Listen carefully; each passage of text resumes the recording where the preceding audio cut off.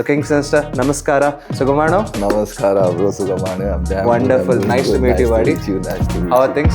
Things are going good, bro. So far, so good. So clean.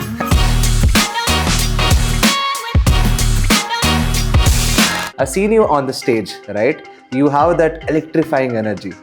So what is the secret of your energy? The energy that comes, I don't know, it just comes from within. Within, So when I'm yes, on stage, yes. I'm a completely different person. So I'm sure there'll be one artist who initially inspired you to get into rap. So I would like to hear the names. My greatest inspirations would be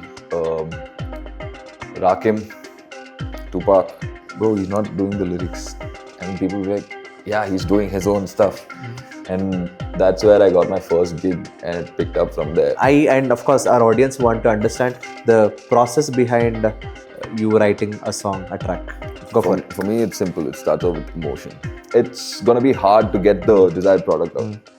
So then I was like, okay, let me just do it. And then I started working on my own stuff, all on my own. And yeah, that's where Ketaman also came. So for our audience, if you would like to rap some lines, it would be great. So go for it. Nikkida, we gon' deliver a kickida, so sickida. Your chick wanna get up on my... ಕನ್ನಡದಲ್ಲಿ ಹೇಳ್ಬೇಕಂದ್ರೆ ತುಂಬ cycle ಹೊಡೆದಿದ್ದೀರ. Oh, correct. Because I've been in a position where like it's been hard even for me. My first favorite would be 808, which is Biju Studio, because that's where I started off. That's where everything started for me. So even in my studio, I would have a lot of young rappers who's up and coming would be like, bro, I want to record. I'd be like, yeah, come through, record your stuff. I'll help you mix it. I'll help you record it and all of that. Matters. Some may be nice to us, but Yeah. for growth, always positive criticism Yeah, is very much needed. Even if you get negative criticism, just like take it here and leave it out. I never trained in anything except for the keyboard. Okay. But yeah, I used to do a lot of breaking. And then I got into b-boying with some of the local crews over here. Then I broke my leg twice. So then I stopped dancing and I picked up the mic after that. Okay. So since then, I've never stopped.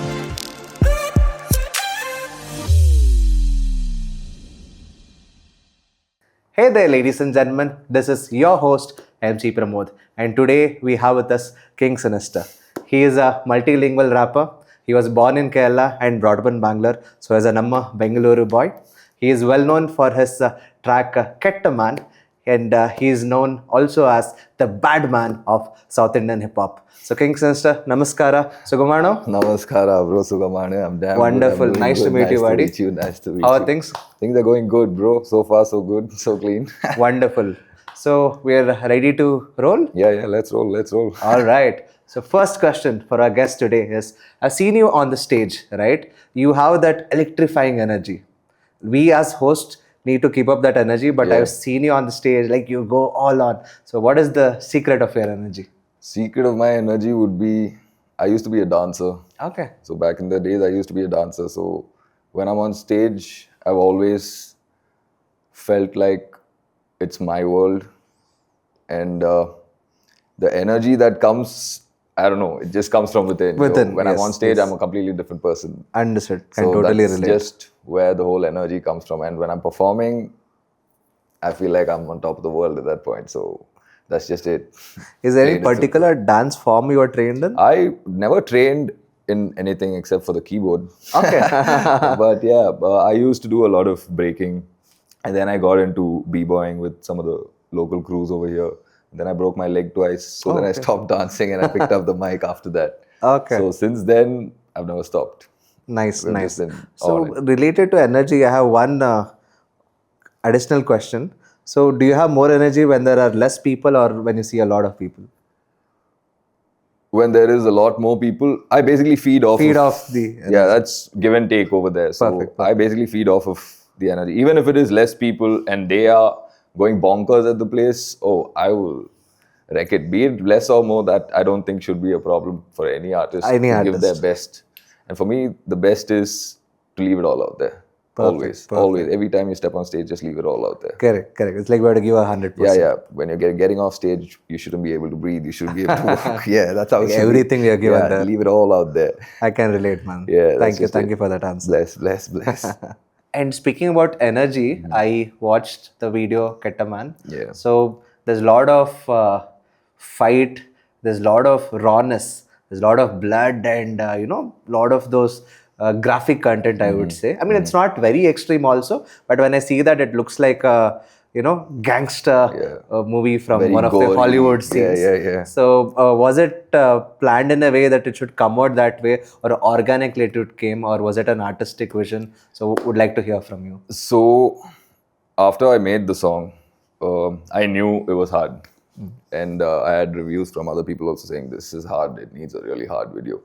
And for me, the whole inspiration for the video came from the fact that at a lot of venues, at a lot of places where we perform, we have people, even for DJs, that is, so people who come say, no, don't do this, don't play this kind of music, or like don't perform in this particular language. And I've faced that as well. So my whole take on this was, okay, now let's use this song and portray the, how would I say, the music mafia maybe, or the language mafia, or whatever, the language barrier that there is between people. I was like, okay, let me portray that in a way where I am trying to do what I want to do. But then there is a whole set of people over there who don't want me to be performing in that particular language and in that place. So I told this to my director, Jess, and she took that idea. And so my basic idea for the whole thing was, I wanted to showcase the drum and bass nights that I normally host, and I wanted to showcase that story throughout the music video. And then the director was like, okay, this is a good story, but let's add more of, the rawness, the gritty, everything into it, because the song asks for it. And then she, after a week, hit me up saying like, okay, we can start off with you being in the trunk of the car, which is basically they've already kidnapped gotten you, picked you up, and they don't want you to do it, and you're there because you've gone against them, saying like, I will do this irrespective of you want to stop me or not.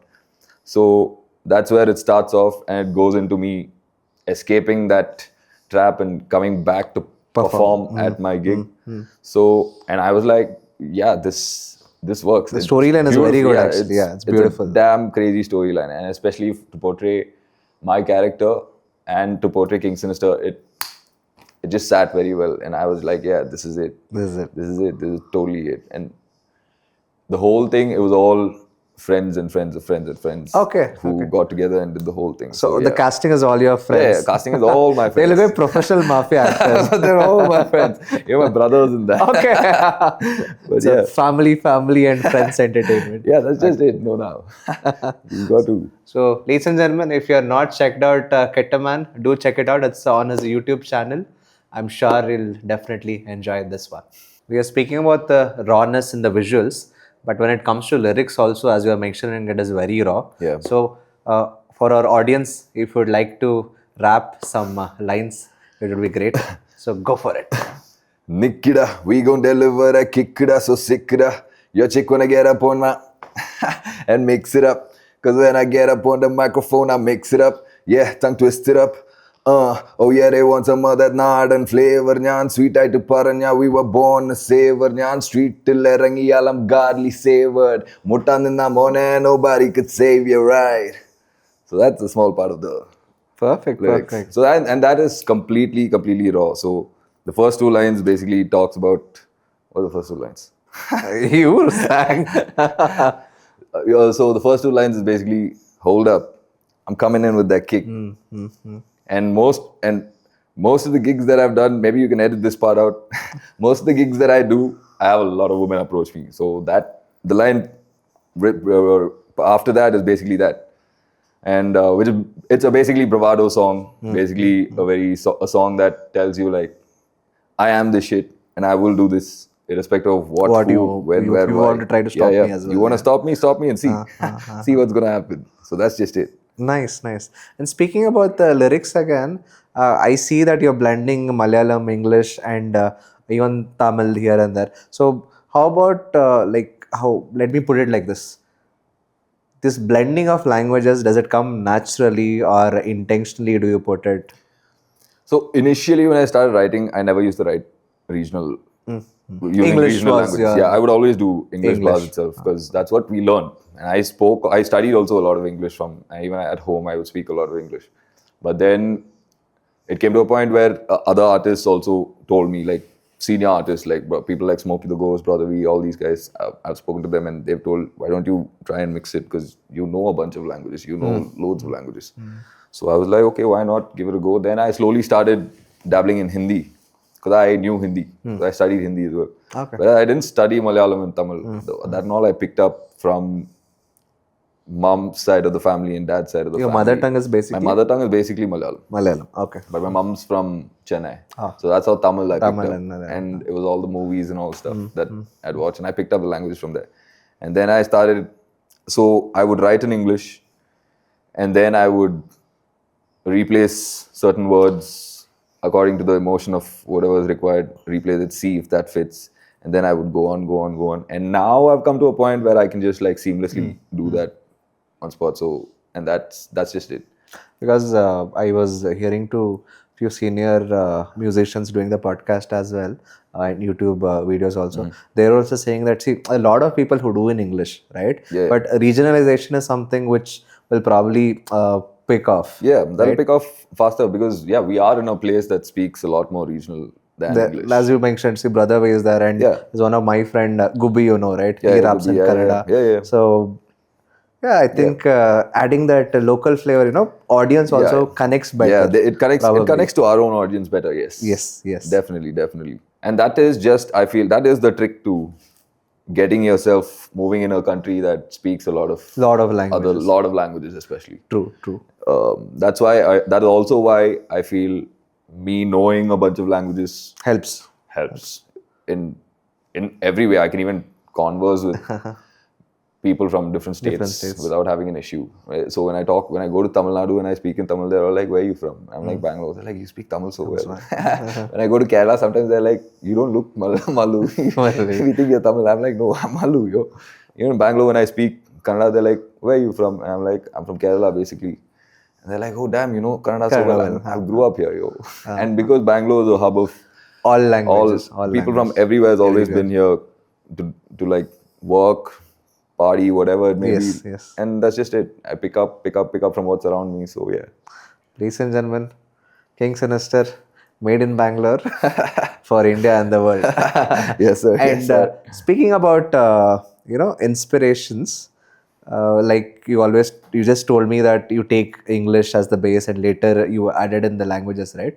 So I'm sure there'll be one artist who initially inspired you to get into rap. So I would like to hear the names, your inspirations, and whom you look up to. My greatest inspirations would be Rakim, Tupac, of course. 50 Cent, Eminem, and Lil Wayne.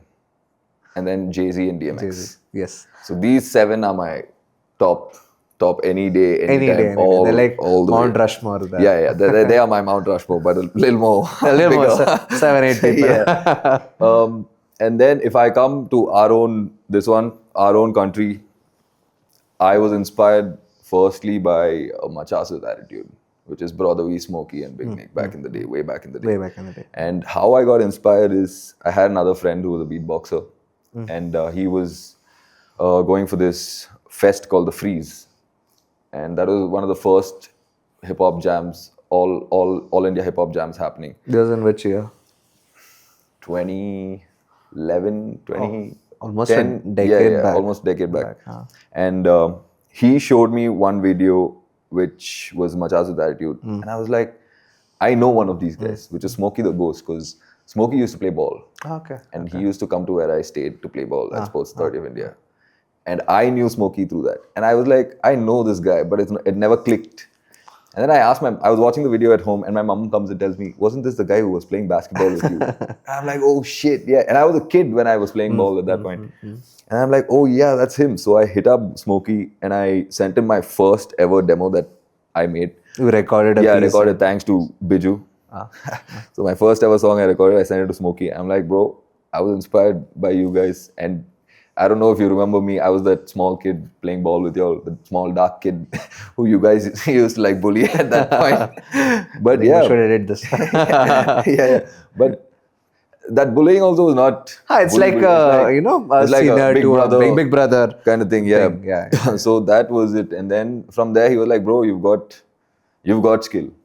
So we do it. We've all been doing it. You should just do it. And that's when I started off. And I started off then. I did a couple of songs with Biju as well. And then it never stopped. Then I just started learning production. I learned how to make music. I learned how to mix, master. I learned about It writing. segued into a lot of many things. Because for me, only writing and like rapping didn't cut it. I wanted to do more. So I got... You wanted to be like an all-rounder. Yeah, I wanted, because one thing I've realized is I know what I want. If there are other people who are working with me who are not on the same mindset, or like who are not on what I vibe with, it's gonna be hard to get the desired product out. So then I was like, okay, let me just do it. And then I started working on my own stuff, all on my own. And yeah, that's where KETTAMAN also came. Nice flashback. Yeah. So speaking about your inspirations again, so you mentioned your Mount Rushmore, extended Mount Rushmore, right? Yeah. So if you wanna pick a rap song from one of them, probably Eminem or somebody who the audience can relate more, maybe 2 lines, if that's okay. 2 lines. Go ahead. Feel free. Anyone. That'll be hard, bro. That'll be hard. I'll have to think. I'd rather give you names. Oh, you already gave the names? I'm saying No, probably names of songs. Songs, okay. So from Tupac, it'll be Dear Mama. That is one The classic. all-time. Yeah, that's all-time favorite. Like you don't find a lot of people talking about things like that. And with Eminem was Lose Yourself, bro. Lose Yourself. Lose Yourself is Any day, all time, every day. And with Lil Wayne, the thing is, Lollipop was the first song I probably heard from Lil Wayne way back in the day when we had Bluetooth and stuff. The FM radio, remember? Yeah. Get but those, the thing is, with why Lil Wayne is my top is his ability to freestyle. And one thing that inspired me most about Lil Wayne is there's this song which is I think 10,000 bars or something. I think it's called the 10,000 bars, where he raps everything that he's written. And you can literally hear it on the mic where he's ripping off pages after he's rapping. After that, I don't think he's ever sat down to pen something like that unless he came up with it. A bit extreme, probably. Yeah. So that is something I liked. And Rakim and DMX, there is this one song called Don't Call Me. So that is a beautiful song with Chantel, I think. So that's one song. And Jay-Z would be 99 Problems. 99 Problems, and there's another song, it's just not hitting my head. So yeah, these would be some songs that I feast off of. Good. I think at least we millennials, most of us related, right? As you told, the initial, we had this FM radio where I think one channel used to play English. And later we had this...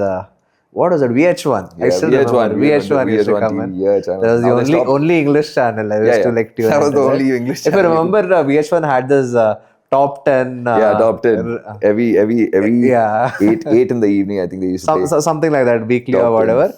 And I still remember Eminem's This Single had come out. I'm Not Afraid. So I've seen it go from 3 to 1. Next week will it be in 1, right? Taking that guess. Yeah. And 50 Cent, it's In the Club. In the Club. Any day. Yeah. That song is like an all-time song. Even 30 years later down the lane, anybody can bump it for a particular day, which is because it's like the birthday song also, right? So people just use it. Every party scene, every occasion for a birthday, that song gets played. Correct. And that's genius, bro. He's that's genius level. He's one of those guys, gets those vibes, no? As soon as you hear him, you're like there. You know all these rappers. All of them. You hear them once, that's them. That's them. There's nobody else who can do that or replicate. And the mood also, right? As soon as you hear the tracks, you're like done. Even if you're having a bad day, like done. It gets you up. That energy is and that's there. The best part about all these artists that I named. Like they've all made songs that make you feel, even after so many years, right? As you told, make you feel a certain way about certain things, or like get you out of a bad spot, or like put you in a good spot, or like inspire you. They've got it all. They've got the whole package of everything. So that is my take on all of them and their music. Perfect. So ladies and gentlemen, do comment your extended Mount Rushmore, your favorite artists in the comments. All right, now we finished your inspirations. Now coming back to you, because the podcast is about you. So when you write a song, right, does it start with an idea, a lyrics, or a beat, or like how do you take inspiration? And basically, just to keep it simple, I and of course our audience want to understand the process behind you writing a song, a track. Go for it. For me, it's simple. It starts off with emotion. I might be feeling good one day, I might make a song like that. Okay, okay. If I'm feeling bad or like sad, I might. It's mostly like documenting what you're going Yeah, through. it's more. That's what I let my emotions do the talking at that point. And when it comes to what do I start with, I start with the emotion, and then it differs. It always differs. Sometimes I lay down, I play the keys and like lay down a bass, and then maybe I write. But there have been songs where I've also written and then found a beat, made a beat around it, which I learnt later. Initially, I would always have a beat, have somebody produce a beat or something, and then I would write to it. But then as years went on, like, I just work any which way possible. Whatever works. And even when I'm working with somebody in a studio or something, I work simultaneously. Like, as they are selecting samples or like making the beat and all of that, I am right behind them telling like, yeah, this, and I'm writing simultaneously as well. So when I feel like something goes well with something, I'm immediately like, I'm like, okay, hold that over there. Let this hit like this and that come in like that. So if you get what I mean. And yeah, that's about it. My whole process of music is that. And the thing is, after I do all that, then I sit and listen to it for a few days, maybe even months sometimes. And then most of the time I do make changes. So it's not just a one and done.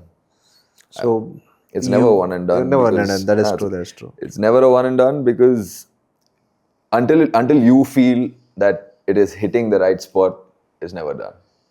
And let's say once you are, I mean, I'm an engineer, so I'm using the word prototype.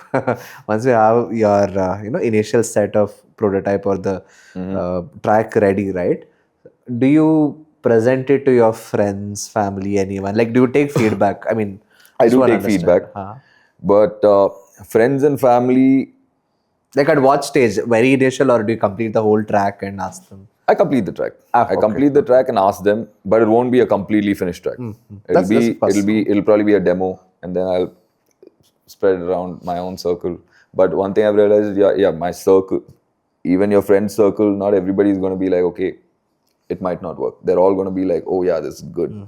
So then I started like finding people who would actually point out things where they could teach me something that I could learn from. And so I would always have a set of very few people who I could send it to and get good feedback from, which is very select people in the whole industry. And yeah, that's where this one comes from. Because it matters. Sometimes, It matters. Some may be nice to us, but for growth, always, positive criticism is very much needed. Even if you get negative criticism, just like take it here and leave it out. You don't want that to bother you and what you're doing, because we're all in the creative field and it all comes from within. Exactly. It's either the heart or the mind. So you don't want that being disturbed or like going down a rabbit hole. Perfect. So you just stick to what you're doing. You believe, see, irrespective of all artists, they believe in themselves, which is why they are artists and putting out their art and their work and what they feel out into the world. And nobody can take that away from them. How they want to do it, they get to do it. And if you feel like, that's what, if I feel like, okay, this is still not there yet, I am going to ask a bunch of people asking me, what more can I do? Tell me what more you think I can do on this song. And yeah, I take that. And if somebody says, okay, this is not working, I'll be like, okay, this is not working, but I feel that is working. I'm just going to be like, yeah, okay, for you it might not be working, but for me, it sonically, it all sits. So I am going to keep that. I should be happy. Yeah. Like when I'm at the end like the creative producer here. Yeah, you have to be happy, bro. It's my product. If you are not happy, you will not give 100% when you're performing that, right? Yeah. Performing also, even when you're making it, if you're not satisfied with it, you're always going to come back Agreed. and be like, Agreed. nah, I gotta keep churning. I gotta do something more, do something more, do something more. But that shouldn't put you in an abyss thinking like, oh damn, I'm not getting it right. If you're not getting it right, yeah, it's cool. Take some time off. Go do something else. When I'd say do something else, work on some other song. Of course, this may lead to another one which might work. Yeah, right? exactly. Yeah. Or you might, when you're working on another thing, something might hit your brain, and and you're like, oh yeah, Yes, damn, yeah. yes, So yes. you need that. You need to be there and not be there and back at it again. Understood. So that's just it. Understood. Yeah. Makes sense. So you told you have a circle of people who give you feedback, etc. I'm sure you have a team also, right? So let's say you're working on any particular incident. Also, you can share any crazy moment or funny moment working with a team for a particular song. Or let's talk about Ketaman itself. Ketaman is by far my favorite team that I've worked So with. any funny incident, because you told all the gangsters in your video are actually your friends. Funny? So shout out to all of you guys. All of you look like professional actors, especially the guy with the Mafia boss, right? The one with the gun. So the funny moment would be the fight sequence. And Where was the shot at? fight sequence was shot at 1522 Kamanali. Kamanali. Yeah. Okay. And the fight sequence was, so we knew we wanted a fight sequence, but we didn't know how to go about it. I had a picture in my mind. I knew this guy comes like this guy comes. It's all in my head. I'm not able to portray that out because I am not a stuntman or a Action sequence. action trainer. Then, so my team called the action. So he's a boxer and he's a fitness. His name is Sarthak. Shout out to Sarthak for doing that. He came and we trained at 1522. At 1522, right before the shoot, we trained the whole sequence for about a good 2 hours. And then we ran it in a flow. And in that sequence, you see there's a scene where he breaks the bottle on my head. Yes. And we've got only two bottles, okay? And the first bottle is a well-shaped bottle. The second bottle, what happened is the top had broken off. So we're like, okay, we've got one take to take it to the nice bottle. Let's make sure the take comes out well. So when I'm beating the guy down and this guy comes with the bottle to bang it on my head, the neck of the bottle breaks as he's swinging. And the bottle just goes flying. And then all of them are like, dude, this is the only good bottle that we had. And I'm like, bro. And I told him, and so he's also thinking twice. He doesn't want to hit me with the bottle, basically. I'm like, bro, just go for it, man. Like, don't think twice. Just go for it. Ram me with the bottle. And once we got that, the second take, we took it and we were like, bro, this one has to be it. You cannot mess this up. Yeah. If you mess this up, we don't have that particular shot. Bottles, we have to add something else in that sequence. And when we did that, and he hit me, and we got that footage, and wow, bro. Yeah. Okay, so the final, what made it to the final cut is the one with the second bottle, with the broken bottle. The second bottle, broken bottle, yeah. Do check it out, guys. Do check it out. That's come out very well. It's come out very well. And shout out to the director also, Jess. The way she was, that's also funny because I didn't know how she was moving around with the camera. When I saw one of them who'd taken the, who'd taken the footage of the whole thing happening, she is basically running with the camera and falling along with me and all of that. I'm like, dude, how are you managing to like do this? And she kept falling like a bunch of times just because I'm falling and the whole fight sequence is happening on the floor. And that was really funny to a lot of us though. And even the guy who puts me in the trunk in the car, his biceps are the size of my face, okay? He's a huge guy. Yeah, he's a huge guy. So, the dicky of his car and the car that it's a vintage car. Yeah, it's a very vintage. To ask that. So it's his car basically. Okay. And he's a lover of cars. And the thing is, so the dicky is rusted. So it's a very old car. And he's like, bro, I can't put you in the dicky. I'm like, why, bro? He's like, bro, it's rusted. It might break. I'm like, it's okay. I won't jump in there. you put me in. So my hands are tied and my leg is also tied. So I can't jump in. So what he did is pick me up like that and put me into the car. And I'm like, bro, no one's done this, bro. You made me feel like a baby for that moment. I'm like, no, you can't get that. So yeah, things like that, yeah. And another crazy thing would be, especially during COVID, Okay. is me and a few other rappers, a couple of other rappers. During the lockdown. Pasha Bhai, yeah, during lockdown. Pasha Bhai, Loud Silence, and D-Mix. D-Mix is the producer. So the three of us were locked in my house in the studio. And we churned out, the number of music we churned out at that point was... That was the only thing to do, right? Yeah, That was the only thing to and do. oh my God, the number of... We did Pasha Bhai's Bangalore Ka Potta album. That was being worked on over there, the whole album. And then Loud Silence's album, the Loud Silence itself was worked on over there. And then a bunch of other EPs of mine was worked on over there, all in the span of 1 month. That would have been probably like 20, 30 songs, all just churning. And we would just cipher throughout. Day or night, we just cipher. We turn the speaker up and just go ham. A bunch of them used to come through. Carter used to come through. Doughboy Ghost used to come through. It was a vibe, bro. That was something else. Great. That was completely something else. Great. So we wish you do more tracks and definitely. have more funny incidents like this. Definitely. The more you do, the more incidents to talk about. Yeah. Yes, absolutely. So you do a lot of recordings also, right? Yeah. So you do it at home or there are particular studios you go to? And yes, shout out to your favorite studios in Namma Bengaluru. My favorite studios in Bangalore, my first favorite would be 808, which is Biju Studio, because that's where I started off. That's where everything started for me. Shout out to Biju to helping me on that. And I think a lot of artists started off at Biju Studio. He played a major role in helping a lot of us kickstart our careers. That 808 Studios, and then Audiocraft, which is today doing very, very well. Musico, and these studios today are like pretty big. Audiocraft, Musico, and then there was what other studios there?